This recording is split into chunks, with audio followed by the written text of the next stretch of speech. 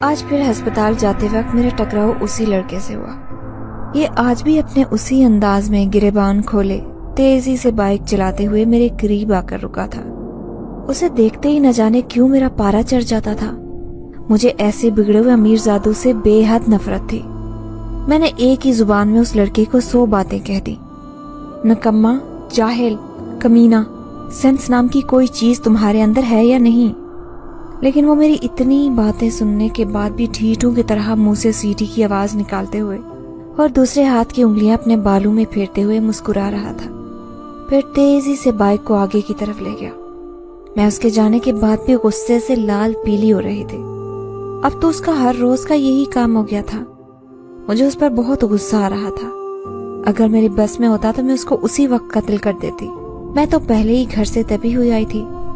آج پھر بھائی کا امی کے ساتھ جھگڑا ہوا تھا۔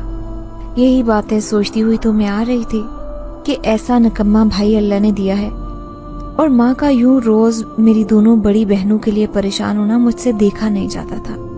لیکن اپنی پریشانیوں سے میں جتنا پیچھا چھڑانے کی کوشش کرتی اتنی ہی میں زیادہ پریشان ہو جاتی، اور اوپر سے یہ بگڑا ہوا امیر زادہ ہر روز مجھے آتے جاتے تنگ کرتا تھا۔ یہی سوچتے ہوئے میں نے اپنے بازو پر پہنی گھڑی پر ٹائم دیکھا تو ٹائم تو 7 بجنے میں 5 منٹ رہ گئے تھے۔ او میرے خدا، میں تو آج پھر لیٹ ہوں۔ لگتا ہے آج بھی ڈاکٹر راہیل سے ڈانٹ کھانا پڑے گی۔ ڈاکٹر راہیل تو ذرا سا لیٹ ہو جانے پر بہت سی باتیں سناتے۔ آج بس پھر ڈاکٹر راہیل کے ہاتھوں میری خیر نہیں ہے۔ نہ جانے پھر وہ کتنی انسلٹ کریں گے۔ اب تو ہر روز کا ہی یہی کام ہو گیا تھا کہ میری بہت زیادہ انسلٹ ہوتی تھی۔ ہسپتال جاتے ہی ٹکراؤ بھی ہمیشہ ڈاکٹر راہیل سے ہی ہوتا۔ نہ جانے میری قسمت میں کیا تھا۔ میں یہ سوچتی ہوئی جلدی جلدی بڑے بڑے قدم اٹھاتی چلنے لگی۔ پورے 1 ہفتے سے میری ایمرجنسی میں ڈیوٹی تھی، اور آج تو میری مارننگ شفٹ بھی ختم ہو جانی تھی۔ مصیبت رات کی ڈیوٹی دینا بہت ہی مشکل ہے۔ میں انہی سوچوں میں ہسپتال میں داخل ہوئی۔ حسب معمول گارڈ انکل کو سلام کرتے ہوئے ایمرجنسی کی طرف دوڑ لگا دی۔ ایمرجنسی پہنچتے ہی ٹکراؤ پہلے ڈاکٹر راہیل سے ہی ہوا، اور وہی ہوا جس کا مجھے ڈر تھا۔ آج بھی وہ غصے سے لال پیلے ہو رہے تھے کیونکہ ایمرجنسی میں کافی زیادہ رش تھا۔ ڈاکٹر راہیل مجھے دیکھتے ہی بولے، ڈاکٹروں سے زیادہ نخرے تو آپ نرسز کے ہیں۔ نوابوں کی طرح اٹھتی ہو اور اتنا لیٹ چلی جاتے ہو۔ جلدی سے چلو، ایک ایکسیڈنٹ ہوا ہے، مریض کی حالت کافی سیریس ہے، جلدی سے جا کر دیکھو۔ آپ کو پتہ ہے اس وقت صرف ایمرجنسی میں ایک ہی نرس موجود ہے، ایک نرس غیر حاضر ہے، اور آپ نوابوں کی طرح اٹھ کر اب آ رہی ہیں۔ ڈاکٹر راہیل نے مجھے ایک ہی سانس میں 100 باتیں سنا دی۔ میں جیسے ہی اس مریض کے پاس گئی تو اسے دیکھتے ہی میری آنکھیں کھلی کی کھلی رہ گئی۔ میرا نام عائشہ ہے، میری عمر 24 سال ہے۔ ہم 4 بہنیں ہیں، ہمارا ایک ہی بھائی ہے۔ میرے ابو ایک کسان تھے۔ ابو کی اپنی تو زیادہ زمین نہیں تھی، لیکن وہ ٹھیکے پر زمین لے کر کھیتی باڑی کرتے، اور ساتھ میں بھینسوں کا ایک چھوٹا سا باڑا بنایا ہوا تھا جہاں 2-3 بھینسیں رکھی ہوئی تھی۔ کھیتوں سے سال بھر کا اناج بھی گھر آ جاتا، اور کچھ فصل بیچ کر ابا ٹھیکہ دے دیتے، اور کچھ اخراجات پورے ہو جاتے۔ ہمارے گھر کا نظام بہت بہتر طریقے سے چل رہا تھا۔ ابا نے جو بھینسیں رکھی تھی ان کا دودھ بیچ کر بھی کچھ پیسے آ جاتے۔ اپنی اس چھوٹی سی دیہاتی زندگی میں ہم بہت خوش تھے۔ میرے ابا کا بہت زیادہ شوق تھا کہ میرا بھائی پڑھ لکھ جائے۔ وہ ہمیں بھی پڑھانا چاہتے تھے، لیکن ہماری تعلیم کی طرف ان کا زیادہ رجحان نہیں تھا۔ بس وہ چاہتے کہ بھائی پڑھ لکھ جائے تاکہ کسی قابل ہو جائے اور ان کا فیوچر بھی بن جائے، اور میرے اماں ابا کا بڑھاپا بھی محفوظ ہو جائے۔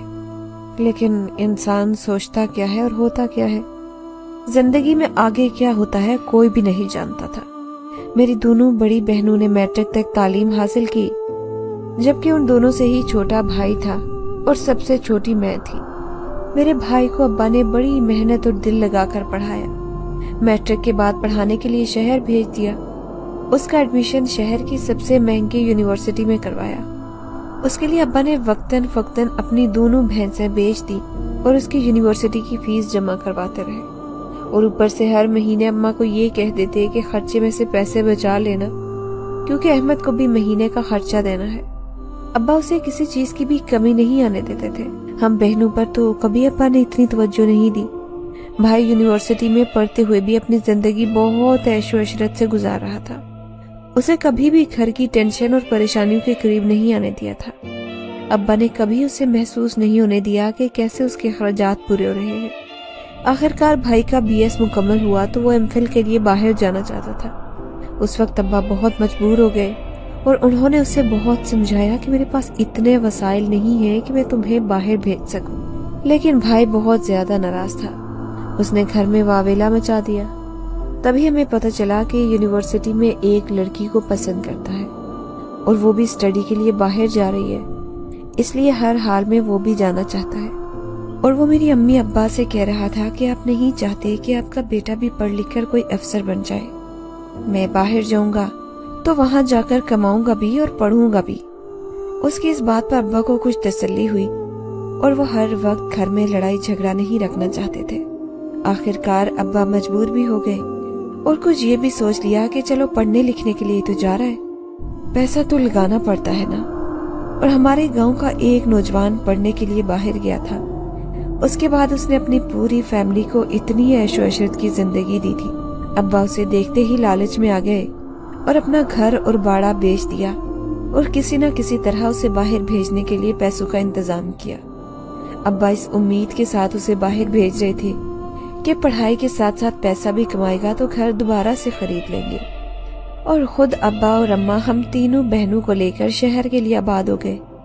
यहाँ पर एक छोटा सा घर किराए पर लिया और खुद मेहनत मजदूरी करने लगे। अब तो साल भर का राशन भी खुद खरीदना पड़ता, ऊपर से घर के दूसरे खर्चात, गैस का बिल, पानी का बिल और घर का किराया, वो सब भी पूरा करना होता था। सब कुछ बहुत मुश्किल हो गया था।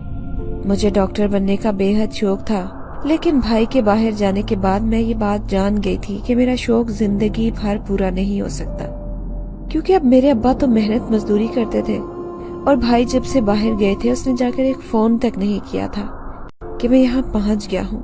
उनको गए तकरीबन 1 साल का अरसा गुजर चुका था, लेकिन एक भी फोन कॉल नहीं आई थी। इसकी वजह से मेरे माँ बाप बहुत ज्यादा परेशान रहते। न जाने उसके साथ कोई हादसा तो नहीं हो गया कि उसने कोई फोन तक नहीं किया। और घर के हालात भी खराब होने लगे। अब्बा के कमाए हुए पैसों से हमारा गुजर बसर ठीक तरीके से नहीं हो रहा था। हमने सारे रिश्तेदारों से उधार ले लिया। मेरी दोनों बड़ी बहनें घर में सिलाई कढ़ाई का काम करती ताकि अब्बा का हाथ बटा सके। अब्बा भाई की बहुत ज्यादा टेंशन लेते थे। तभी माँ और बहनें उन्हें तसल्ली देती कि हमें उम्मीद है वो खैरियत से होगा।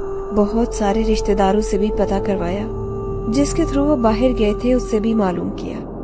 उसका कहना था कि वो खैर खैरियत से पहुंच चुका है। अब्बा ने उसकी मिन्नत समाजत करके कहा कि किसी तरह उसका फोन नंबर हमें मिल जाए, हम उससे बात कर लें, क्योंकि मेरे घर वालों को जरा भी तसल्ली नहीं हो रही थी कि ना जाने वो कैसे हालात में होगा। उन्हीं दिनों मेरी FSC मुकम्मल हुई। मैं बहुत ज्यादा परेशान थी क्योंकि मैं आगे डॉक्टर बनना चाहती थी, लेकिन अपने घर के हालात देखकर मैंने एक दफा भी अब्बा से इस बारे में बात न की, क्योंकि मैं जानती थी कि मेरा बाप तो हमारा पेट ही बड़ी मुश्किल से पाल रहा है, तो डॉक्टर बनने के लिए बहुत ज्यादा पैसा दरकार होगा। इतना पैसा उनके पास कहाँ से आएगा। तभी अब्बा मुझे यूं परेशान देखकर खुद भी परेशान हो गए और बोले, काश मैंने सब कुछ बेटे पर न लुटाया होता और बेटियों के लिए भी कुछ रखा होता तो आज अपनी बेटी की ख्वाहिश भी पूरी कर सकता। उन्हीं दिनों भाई की कॉल आ गई। घर वालों से बात करके सबको बहुत तसल्ली हो गई थी और अम्मा अब्बा बहुत खुश थे। भाई ने बताया कि उन्होंने उस लड़की से शादी कर ली है और अब हमेशा बाहर ही रहेंगे।